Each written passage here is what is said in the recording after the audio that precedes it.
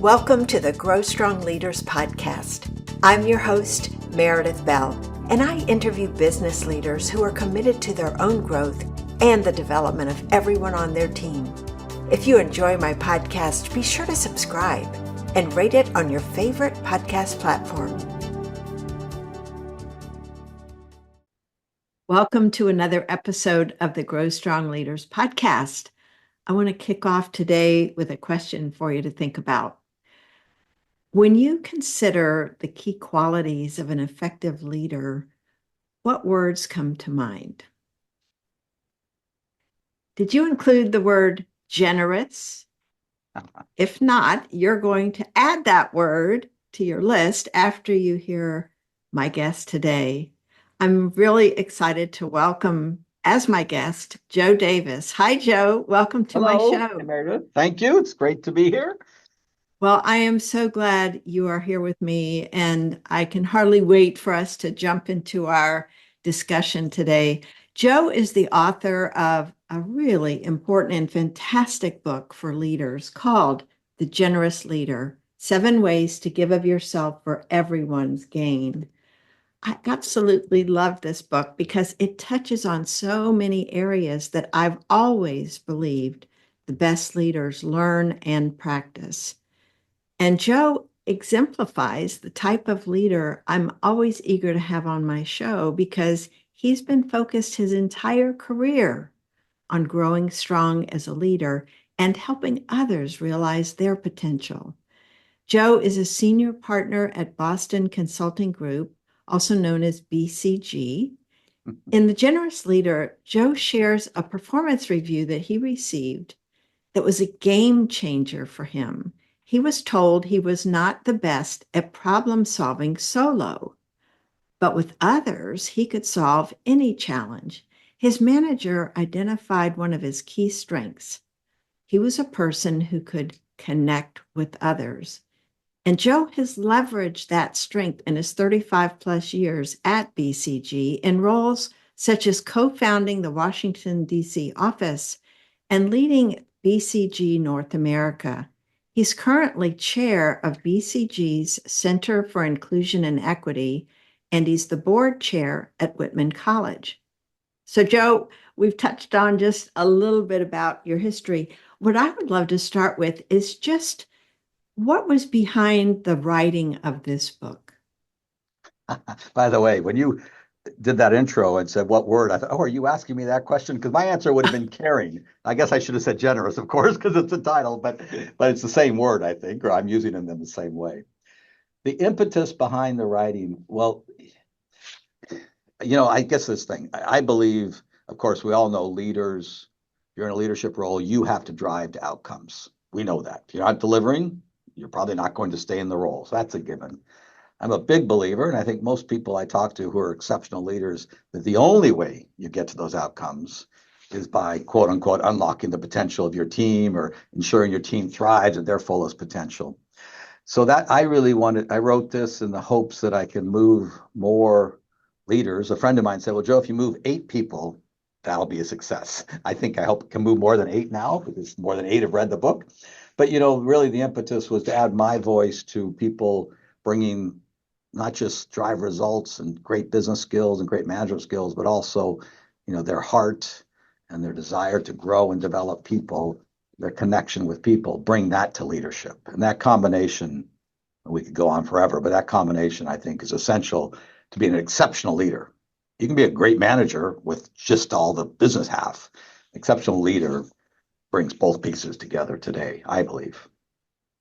So before we jump into the different aspects of generosity that you talk about in your book, I would love for you to define what you mean by generous.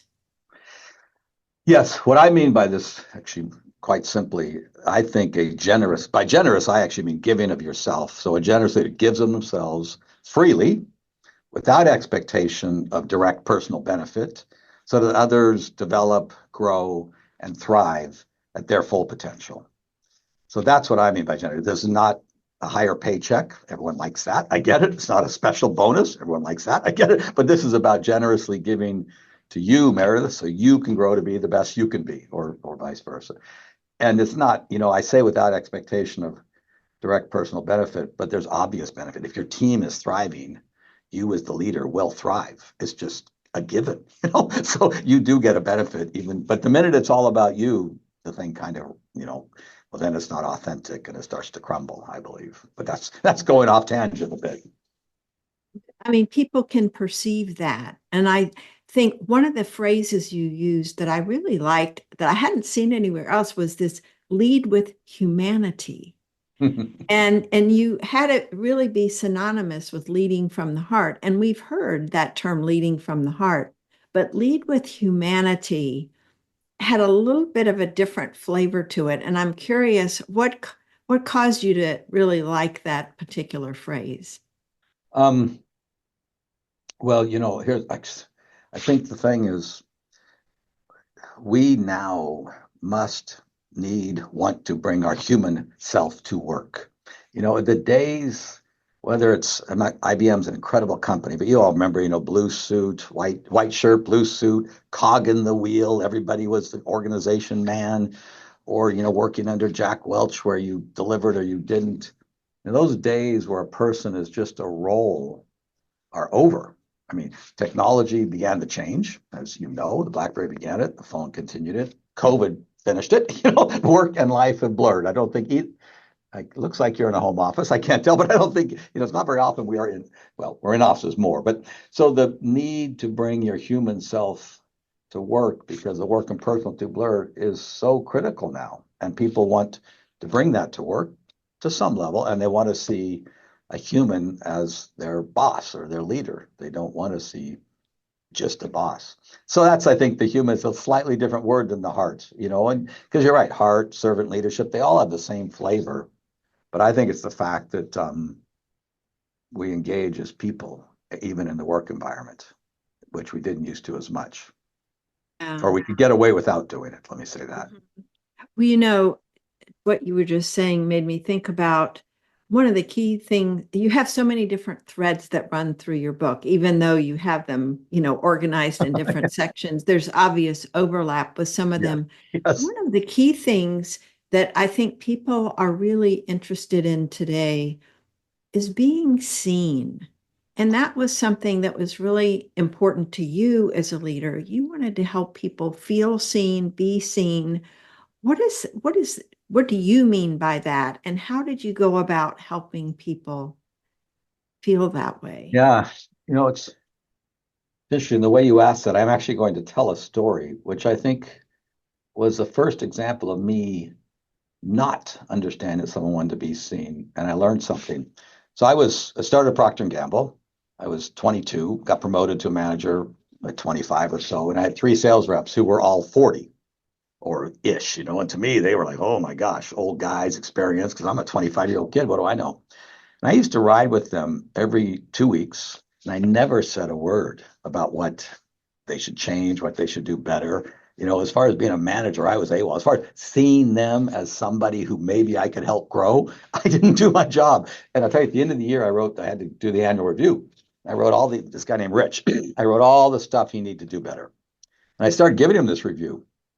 And he stopped me like 2 minutes in. He said, wait a minute, you ride with me every 2 weeks and you've never said a single one of these things.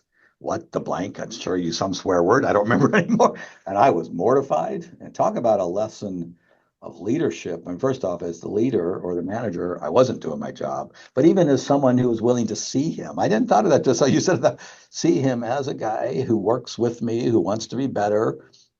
I didn't do my job all those weeks and weeks of riding with these people. So I think it's people in the work environment. First off, they want you to know there's a human there. They want you to sort of understand their lived experience. You can't know it completely. And then when I say be seen, one thing I've found over the career for me is when you include people or even ask people who don't normally get asked or included by the quote unquote boss to be part of the room, it just is so motivating. I mean, you mentioned to me earlier before we were talking, but one of the colleagues said, well, Joe, when you invited us in the room, then you asked us a question. First off, we freaked out because we're scared to death. Like, I don't know what the boss, this guy's asking me a question. But that just signaled to me as the individual that you see me as an individual, you see me as someone with ideas. And by the way, it sends a signal to the whole room. Oh, this guy, this, not even this guy, this manager or leader cares about everybody here and everyone's opinions. We're all being seen. And then, of course, it's obvious when you get all those different points of view, you've got a richer answer. I mean, some leaders think they got it all, and maybe they're so smart. Some people are so smart that maybe they do, but I'm not sure. That's such a good example. Are you And okay? it leads me into one of my favorite chapters because listening is so important in life. Your chapter on 3, Be Curious. And you talked about this practice of perspective taking. And again, I loved that phrase. I thought I haven't ever heard it that way. Talk about what you mean by that. And I would love for you to share an example of a story of how someone can actually practice that. Yeah, okay. Well, it's so funny because it gets in your own head so much. It's like, well, you know what that means, but it really is. So I'm going to answer your question, but it really does. What perspective taking is trying to put yourself into the shoes of the other and where are they coming from? What's their background that's relevant to their answer? If you're trying to motivate, inspire them, what is relevant to, what is their perspective on this thing? It can be either relevant if you're trying to inspire them to do something differently, or it's quite relevant if you're trying to understand and learn together, and that you, Meredith, if I ask you, something I don't know. And when I actually get that out and put it together, what I know, I'm better off. Whereas a lot of us think, oh no, I got all the answers. I did all the analysis. I know it all. I'll tell you, it's a funny thing, but I don't usually talk about my job, but in the consulting craft, I've noticed over the years, the best senior consultants who serve CEOs, they're really good at understanding what's in that person's head. What are they thinking about? Because most people don't spend the time. They just think the CEO knows everything. Well, he doesn't know anything. It's actually why he or she are usually so good because they know they don't know it. But so spending the time there's where are they coming from? Why do they ask that question? That is what I think of really taking someone else's perspective. And then something I've always practiced myself is I always tell my teams just like, engage the skeptics, go find them out because rarely is a noologist a blocker. They actually know something is wrong with your idea that you don't know. So engage the skeptics, uncover the no's, and of course, sort them out. I just think the biggest, you asked about how, I think that it's just so simple. The biggest thing to do is ask questions.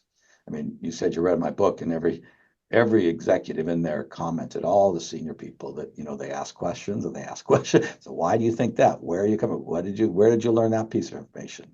They never think they know enough. I'll tell you an interesting story on this. One time I hosted these, what we call deliberate discourse dinners around the United States when I was running North America. And it was obviously a diverse set of people at each table, 8 to 10 people, or 6 to 8 people. And the topic was on race. This was after the George Floyd murder. And there's a facilitated set of questions. But just while we're warming up, someone across the table from me, black guy, said, "Joe, do you know what my life's like?" Of course, I don't. I'm a white male. So I said, "No. I mean, I know what your BCG day to day is like, but no." He said, "Well, I wake up every morning and I walk to work and I worry I'm going to get shot every morning. Do you worry you're going to get shot?" So what a powerful example of, wow, that just changed that didn't change my brain on what is really understanding where someone else is coming from. Because I would never fathom that. A portion of his brain isn't thinking about work like mine was when I walked to work. It's thinking about survival. Now, I hate all that stands for, but the more important point there, or the equally important point there is, he just gave me a perspective of his life that I didn't ask for. It was very powerful. Now I really am careful to think, okay, where are they coming from, whoever they are? And as I said, either to motivate and inspire them or to learn as much as you can. It's a long Yeah. answer. Sorry. Oh, no, I think it's so important because too often we make assumptions about where someone's coming from or what they meant by that. We impose our own judgments and our own interpretations on what was behind what someone said instead of simply asking.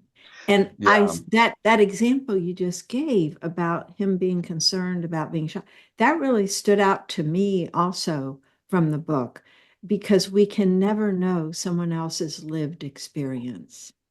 No, I have he was a fellow that worked for me, and he reminded me once, Joe, you may think I'm Hispanic because you're Hispanic, but I'm also gay. So that's a double combo of life and he and I were friends. So it wasn't lecturing me, but there's a lot to think about into what's going into my day to day. And, Yeah. I'm not trying to say his day to day is his day to day, but at least if I take a minute to understand it, you think differently about how you're going to engage with them and get the best and that enable them to perform at their best, which is the same as getting the best out of them, the same. Yeah, absolutely. And one of the other things that I loved in your book that I want you to talk about that I don't have any empirical evidence one way or the other, but I have a sense that not enough leaders do this. And this is where they help others really believe in themselves beyond what they have previously believed they were capable of. And you tell a couple of stories in there about how you really jumped on people in terms of direct feedback of when they diminished themselves. And I just absolutely love that because I think too often we do diminish ourselves with words that we say when we don't even realize what we're saying or how we're being in a situation, in a room. And I want you to share a little bit about why that is so important to you and has been, and maybe share one or two examples where you have Yeah. really addressed this with someone. It's interesting when you say why it's so important because you don't want anyone working for you diminishing themselves if your objective is outcomes, so because you need everybody humming. So, if you really think about it, it's like, oh, of course I can't let them be that way. I mean, now you have to actually process that. Wait, if they really perform at their best and I actually get benefits because, once you process that, then it becomes natural. My job isn't about thinking about my own numbers, it's about thinking about everyone performing because the numbers will follow. And you're right. I've actually watched people do it. It just frustrates me when people diminish and when they don't need to, when I see how good they can be. And you're right. I've called people out, but it's not just, I mean, it starts with the crass thing about let me have them thrive at their full potential, but also you have to care. If you don't care at all, it's tricky and I can't make you care, but there's got to be some care. There's got to be some heart in it. And you mentioned once to me earlier, one story, a woman who was quite exceptional, but she talked a mile a minute and she was nervous as the woman in the room full of mainly white males. I get it. Of course I get it. But she was no better, no worse or better than she's probably better than but she was just like the rest of us. And she wasn't there as a charity. She was there because she belonged there. And she actually recounted that story. I pulled her aside one time after a meeting during the meeting, during a break, and I said, her name was Susan. I said, Susan, what the hell? She goes, what? I said, you're talking fast. You're letting us talk over you. You're not making your points. And I know you have points. Just slow down. And she said, I think I said it more harshly. She said, you like punched me. But she said, and I was angry with you that minute. But on reflection, that was the nicest thing you could have done because I went back in that room and thought, wait a minute, I do belong here. He actually cares I'm here. He has my back and he's telling me to play like I belong in the room. And that was just I was like, oh, a shake up for me. I'll tell you another story. I don't know if this was in the book. I had another fellow who was very good. He had transferred though, and he was underperforming in the new country he was in for whatever reasons, really underperforming. And the thing, if you think about your people, if you know they're like, he was not happy because nobody wants to underperform, and he was a high performer. So this was like, and I know, of course, he's losing sleep because if ever I'm failing, you lose sleep, whatever version of, you get upset. So finally, one day I said to him, I said, listen, you have three choices. You can go home, you can quit, or I fire you. You pick, but you're not making it here. It ain't working. And it was just like, and someone said, how could you say that to him? Well, I guarantee he was thinking all those things for the last 3 months, and it's gnawing at him. So it's a little bit of if I care enough, and I got to know him and I paid attention, and he just like went like that. He said, oh, yeah, you're right. No, I'm going to go home. He went home. He's a superstar back in his own country, and, life went on. But he needed something to jolt him, um, which is it's a tough, both of those are tough versions of your points. but they're only because someone deserves better for themselves and they are better than they're giving themselves. That was in the book too. You said you weren't sure if it I was thought in it the was. I book. couldn't It remember if was. that one was in there. I don't think I put his name in there though. That one I was a little more careful. No, I don't think you did. Well, Susan, Susan is Susan's woven proud to in tell other the story. parts of the book too. So, She doesn't mind having was, that. She loves that story. She told me yeah. one of the best things you ever did is this. Hmm. But I think that sometimes leaders are reluctant to give that kind of feedback. They kind of hope the person will figure it out for themselves, or they're not comfortable, sharing and being that direct.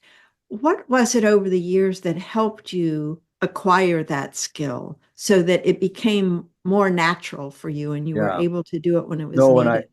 I think it's important what you said over the years because that 25-year-old me didn't do it. You just can't do it right away. So how do I learn this? And you do have to over the years. The second half of that 25-year-old story I told you is my boss said, don't you ever again give a piece of feedback at the end of the year where they haven't heard every bit of it sometime during the course of the year. So that was one of my first lessons in, okay, I'm scared to death, but I got to tell them what I think they're learning.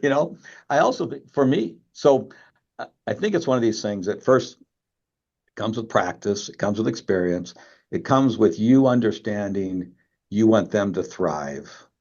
And it's actually okay to communicate that to them. I think a lot of us are afraid to give feedback because we don't want to get trashed ourselves. Oh, I beat you up. I'm gonna write a bad review, upward feed, whatever. Or we don't want to be disliked. But if you're clear with people, I'm going to help develop you. I'm going to understand your strengths as best I can, and I'm going to understand what you need to work on. And when I see moments where I can give you the feedback, I'm going to give it. And I care, and they know you got to care. It's very easy, but that takes experience. It takes doing it a few times. But it does take the little bit of work up front to think about who they are, what their strengths are, and it takes the conversation. It's funny, BCG has a very, very strong upward feedback culture.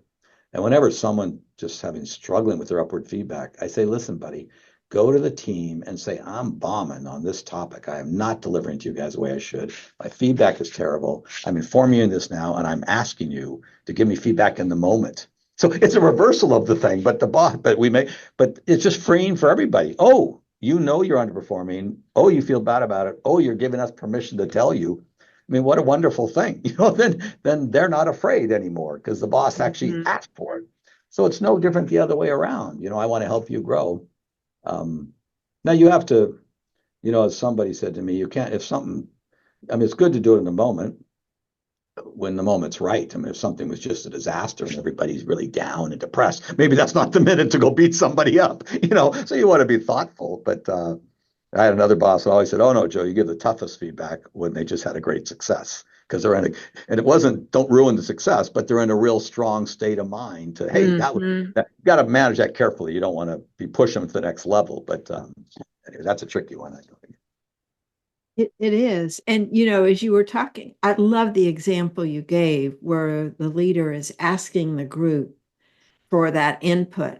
And you can do that either, individually or with a group, depending on the level of trust you've Yeah, of course, of course. established, because some people wouldn't be willing to speak up in a group if they've been berated or had some kind of negative response in the past. So Right. I think before a leader asks for that kind of input, they have to be willing to hear whatever people are going to be honest and then thank them Yes. and express appreciation for people being honest, because that sets the stage, as you just said so well, for the other person to be able to hear feedback from you because they understand the purpose of it. Yeah. And I think too often um, leaders might, in the moment, want to just make a point with someone and not consider the context Right. and the circumstances. And I appreciated in your book the fact that when you were talking about delivering feedback, keeping that context in mind, because I'm a big believer that sandwich approach, as you referred to it, works because it isn't just that you really screwed up this thing. It's in the context of your normal performance and how you do. And in this situation, this didn't meet what, we've come to see and expect from you, and helping Right. them process that. Yeah. It's I interesting. think This is a little off point, but related. The Joaquin Duato, the CEO of J&J, he talks to me about how he connects with people. This is a version of the feedback. And as you saw in the story, one of the things he does is if he's got a speech he's going to give or points he's making, he'll find someone he trusts, a single person, of course, less tenured to him because he's CEO, and says, what are the points I'm saying? What are people saying I'm saying? So he'll ask that person for feedback. In this case, if you saw the story, they said, well, yeah, Joaquin, everyone says you want to cut costs. He said, well, I never said those words. I said, I wanted to simplify the place and get rid of the complexity of the matrix so we can be more effective. He said, yeah, I know that's what you said. You want to cut costs. So he said it was so powerful to him because he didn't mean that at all. But of course, the minute you say simplify or decomplexify, oh, you want to fire people. That's what we all think.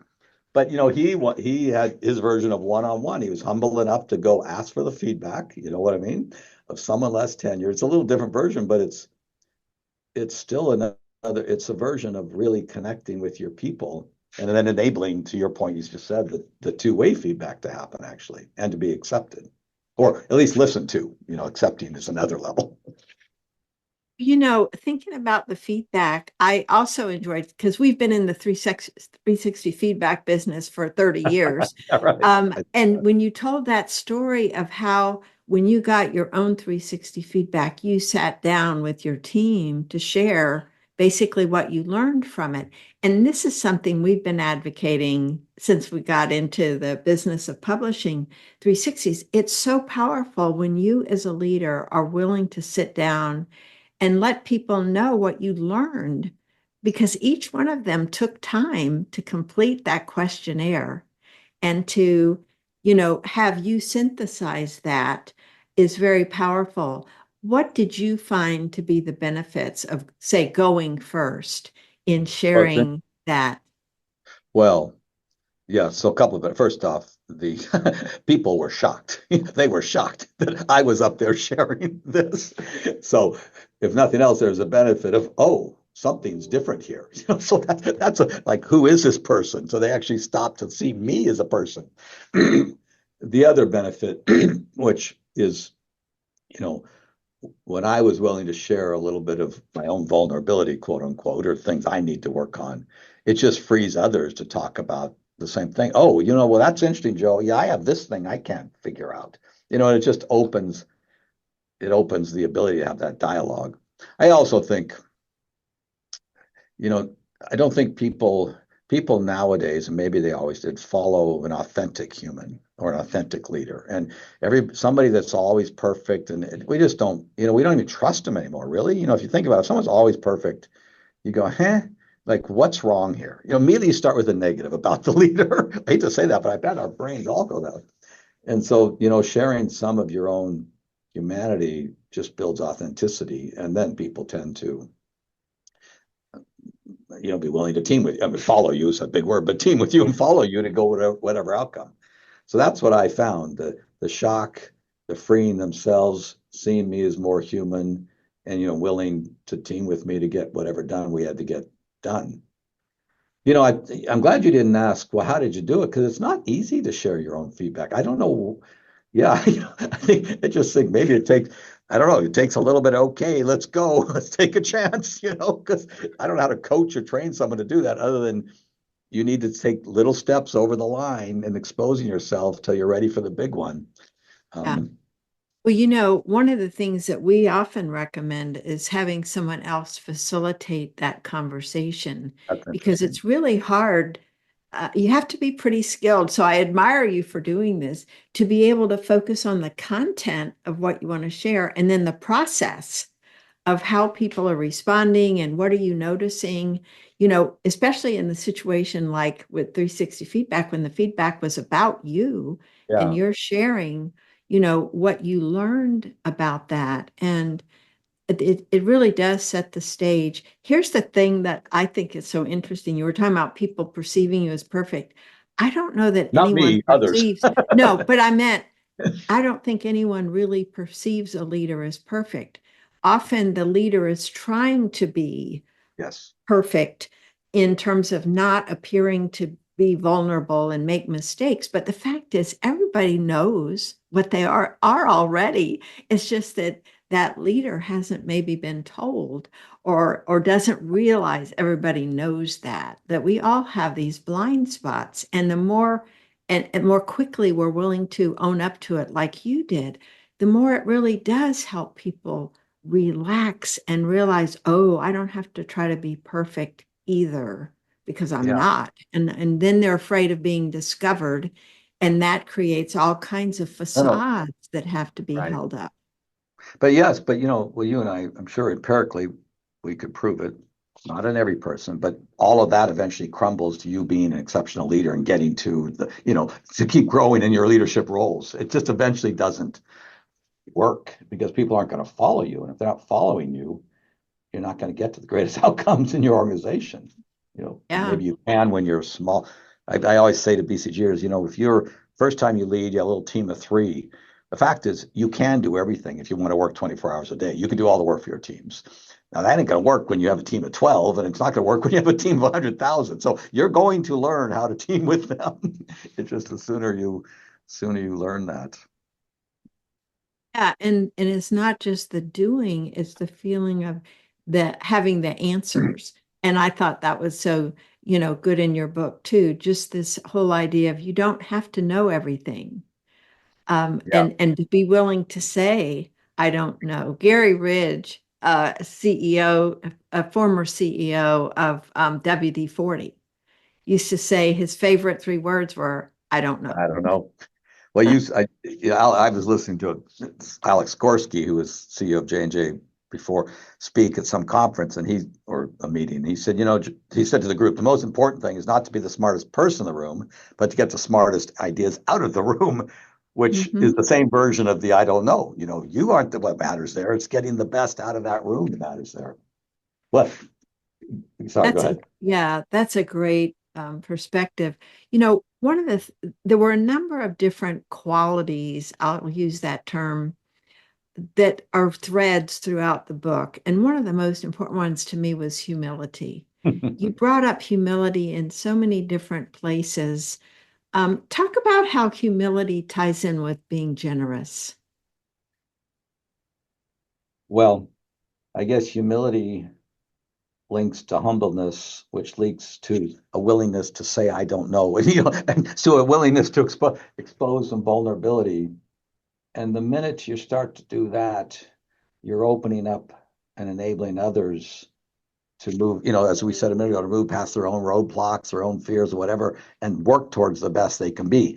And then comes all then you can actually help them grow. They can grow on their own. You can get, so I just think that it's just back to this perfection word too, and this thought that one's own humility. Like if you're going to listen to someone and really try to understand what they know that you don't, if you don't have any humility, you're not. It's impossible by definition. I don't know how you would. Oh, you know something I don't know. Oh no, that can't be. So I think it's the only way you're really an exceptional leader. You just got me thinking out loud to myself. I remember every executive I interviewed for that book, they all interesting also talked about life, business life didn't take the turns and the twists and turns they expected. They thought they're going to get this job and they got that job. And they were bummed and they were angry, depending on it was, or they're disappointed. But they all were humble or had the humility enough to say, okay, I'll go learn that job. They learned it. And of course, it was moving them towards bigger jobs. I mean, you step back, of course, but it was not at all what they expected. They were scared to, that's an overstatement. They were worried whether they could perform. They're nervous about it, but they humbly worked with the people over there who are experts, had the humility. So it's a version of humility in almost every step of an exceptional leader. Actually, it's probably humility that if that guides your decisions, you're going to tend to make better decisions, I think. Now, eventually, you got to make a call. I get that. But then if you're wrong, have the humility to say, oh, that was wrong. Let's change our mind. That's also a sign of exceptional leadership. To me, it's interesting because sometimes people think of humility as a weakness, but in reality, to me, it's tied in very closely with confidence. Yeah. Yeah. Because when you have that confidence in yourself and self-awareness, it's not hard for you to acknowledge when you don't know something or when know you need to learn in a particular area, I think the less confident you are, the more you feel you have to defend yourself Yeah, I and think there's so. appear strong. Do you see that Yes, connection? no, absolutely. I think that too. Humility usually goes with the highest confident people because they're confident to say, I don't know, to your point, I don't know. That takes a lot of, not really, but it does take for some people a lot of confidence to say, I don't know. Um, yeah, absolutely. No, and I think the sooner you learn, I mean, I think it was funny you commented the opening, not a funny, but that feedback I got, which you said a short version about it. The person said to me, Joe, if I put you in a room, four white walls, and you have to solve a real tough problem, and I put this other guy in the room, you'll never solve that's to get out, you have to solve the problem. You'll never get out of the room. He'll get out every time. So that was a little harsh. But the second half of that was then, but if I ask you, if I ask him and you to get it done, he will never get it done. So that was the way it made me feel better, in this people, and you'll always get it done 100% of the time because you will figure out, you'll team with, what you don't know, you're humble, etc. That was on the one. Well, this is another point on feedback. You have to be willing to find the kernels because I could have been depressed at the first half of that feedback, right? Well, what the hell? You tell me I'm not smart enough? And maybe I was a little bummed. But then he told me the other guy would never get it done. So, he helped stroke my own ego a bit. And he said a message to me, your superpower, to use that word of today, is teaming with others and getting everyone else to help you get there. It was a very powerful lesson. And you don't know it in the moment. You don't know it in the moment. These things have to marinate in you, but you do You want to listen. do. Yeah, I like that word marinate. I was thinking you have to process it to Well, that too. really think through what does the person mean by it? And then how can I leverage that strength in Right. the best way possible in the various roles that I'm going to have? One of the other things that you really emphasize, I loved chapter 5, where you talk, it's about stand up for them. Yeah. And you have a distinction that you make there between an action ally and a performative ally. And I would love for you to talk about what distinction you make between those two, because I think this is a really key aspect of effective leadership, is somebody that really understands what it means to be an ally for others. Yes, that's very interesting. And to be fair, I had to ask people. Someone said to me, "You're an action ally." I'd never heard the word before. I said, "Okay, well, what does that mean?" And then I had to go ask people, what does an incredible ally mean? Because the performative ally, just to be very clear, is okay. You, Meredith, better have 6 Black people, 4 women, and 2 gay people working with you. And if you don't get the metrics, And so you just perform to the metrics. And as my friends say, well, that's better than nothing, Joe, but that's not even close to what, a leader is, what you're talking about. So an action ally, what I mean there, this was very insightful to me. The first thing is an action ally opens the door or enables the doors to be open so others can walk through, and very importantly, so they can perform. And if they fail, that's their business, not yours. You're not there to hold their hand everywhere. Now, someone said yes, but still be a good coach. Give me your top 5%. So normal coaching, but another thing people said too often we don't understand if you're trying to be an ally is you got to give me a chance to do it. Then I have to grow and learn doing it. You can't do it for me. You can't coddle me. Let me learn. And that's, I think, especially if you're talking in the context of diversity, that can be tricky because, oh no, I better make sure it works. Person says, no, I'm just a regular person too. But you get me in the door because at least I believe there's structural disadvantages. I know we don't all believe that in this country, but I do. Get me in the door, give me a shot, coach me like you'd coach anybody. And then I think the other important point is if times get rough, a good ally or mentor does not disappear. And I had, and I had more stories where people told me about their ally disappeared when things were tough, meaning they were underperforming, that was failing. I thought that was interesting because I don't know why you would do that if you're really a mentor and ally to somebody, but I do Yeah. know why, because, well, they're going to go down. I don't want to go down with them. So, but the most important insight to me there is open the door for others and then let them go perform and deliver. Coach like you'd coach anybody, but don't do. Someone said, do not do for me. Just give me a chance. You give us an example of someone that you opened the door for and what difference it made for them in their career? So, I mean, that's probably what I think I do all the time. Sorry, that sounds a little arrogant, but well, I mean, you mentioned Susan, where we mentioned that story.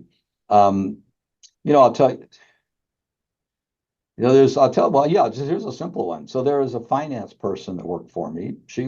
I was running the West Coast. She was a junior finance analyst, so I don't know how many layers. There's countless layers. I always like to, not always, but I like to have the people doing the work, invite them in the room and let them present something. They're petrified, as I, but they learn. But she was so afraid. I was told you can't do that, Joe. You just can't do that to her. That's not, so I got it. So, but I would bring her into my room and say, would just take me through the numbers, take me where we are, and have her show me, one on one, reasonably safer. Nobody else is there. She doesn't, just me. Now you could say, well, that's even worse, but there was no one there to judge her. And she started to learn. She opened up, and then eventually she was presenting in the groups. So it was actually a different way of opening the door. I had to just crack the door for her first, and then in time she was going to blast right through it. But I couldn't open it, shove her through, or she would have failed. That's such a good point because sometimes we think, oh, if I just throw them in the deep end, they'll figure out how to swim. Yeah, Well, right. that might be true for Maybe. some individuals, but for others, it could be traumatic. And so I think that's where your point about getting to know people as individuals Yeah. and know what they would be receptive to trying in determining where to push them next or what door to open next for them. Yeah. No, I think, this goes to this point. If you're really going to give exceptional feedback, you do have to create a relationship with the person, a recognition of them, but then you've got to do the work to understand, what are their strengths and what do they need to work and how am I going to get them there? I mean, it ain't on them. It's on you as the leader to at least think it through. Now they've got to go then deliver on it, of course, but you can't, you're right. Throwing them in the pool. Now, maybe there's times where that's appropriate. It might depend. There might be a time where no, you understand you need a shove, but that's not. But then that's again, you've thought it through, and you think this is what this person needs, right? As you were just talking, then it made me think as leaders, we've got to be able to zoom out and look at the bigger picture that those that are doing the specific work, that's not their job. That's not their responsibility to have that larger perspective. And that's where I think as a leader, learning how all the pieces fit together and being able to clearly articulate that with the people on the team to help Right. them understand. And you're mentioning the one guy that thought he was Joaquin that thought he was saying one thing, but others were hearing something else. That whole piece of checking to see what did you hear? Right. Because often we speak and think that people are hearing what we're intending them to hear, but they hear something totally different. Oh, absolutely. Absolutely. It also goes to the ask questions. And I think one thing I've learned all the time is I'm going to use this word, just shut up and listen. I once had a colleague of mine, she was general counsel here at BCG, and I knew where she was going, so I started to talk.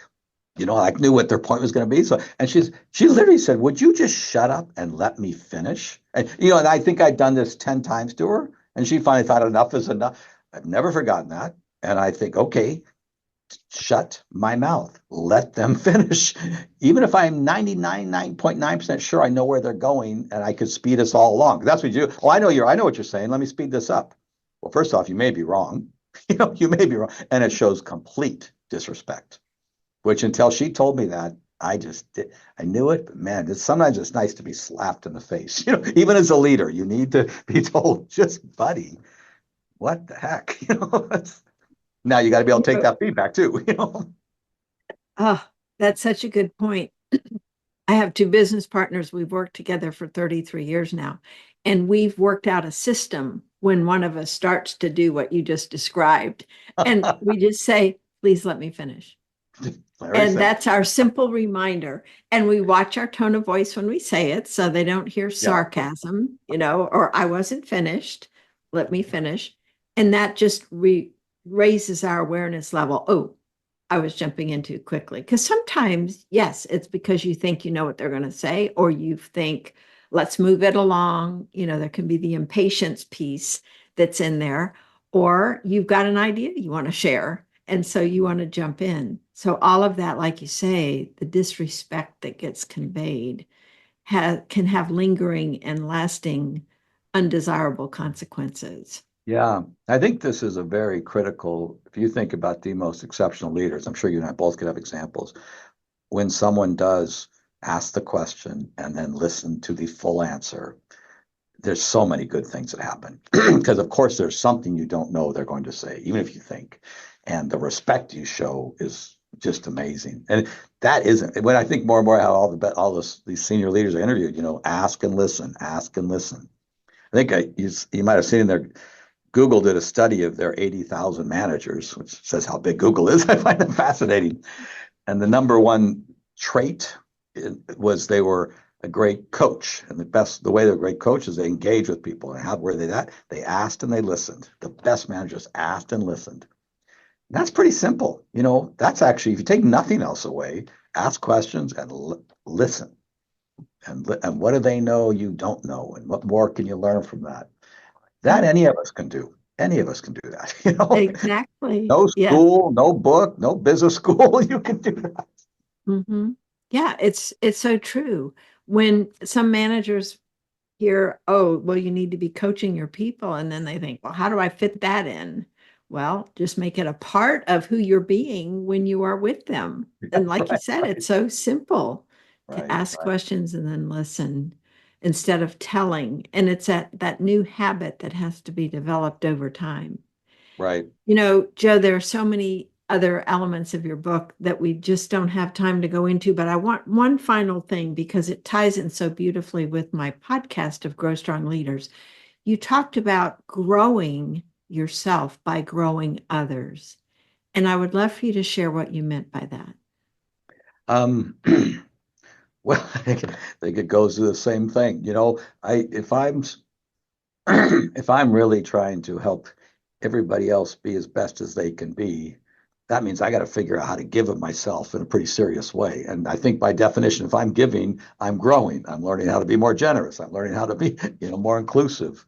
So I think when you are really growing others, and it works, you're learning every step of the way, and you're actually making yourself. In fact, you're making yourself a better human being to the humanity point. I mean, that's which can then transfer through not just work, but your personal life, our political world. If we all asked and listened a little bit more, think where we might be in this country. So that's what I mean. I don't know. Maybe I'll twist that. Did you interpret it in a different way, or not different, but any insights? No, no, I think that it's you can be intentional about your own growth, but to me that phrase also implied you can't help but grow when your focus Yep. is Yeah. on being generous with others Yes. and focusing on helping them grow. You're going to be blossoming yourself as a leader in doing that and focusing on others. And that to me is the general theme of your book and why I Right. loved the word generous being in every single chapter, because it's a reminder of where we want to come from, the spirit of generosity, of being generous with others in these various situations. Is there anything we didn't cover that you would especially like to share that may have occurred to you during our conversation? Well, no, no, I think we covered a lot of this. I just think this whole act and this whole ask and listen and this whole, or the I don't know your friend, a level of vulnerability, whatever that means to you. You can call it I don't know-ness, you can call it humbleness, is so essential. We don't want to, because that humility enables you to actually listen.